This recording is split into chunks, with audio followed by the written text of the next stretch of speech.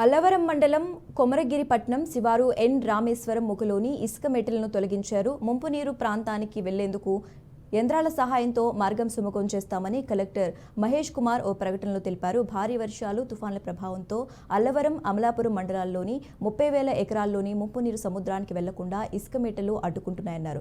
దీంతో పొలాలు ముంపు బారిన పడి రైతులకు నష్టం వాటిల్లుతుందన్నారు. ఇసుక మెటలను తొలగించడానికి TR-27 కింద డ్రైన్ శాఖకు 29 లక్షలు మంజూరు చేశామన్నారు కలెక్టర్.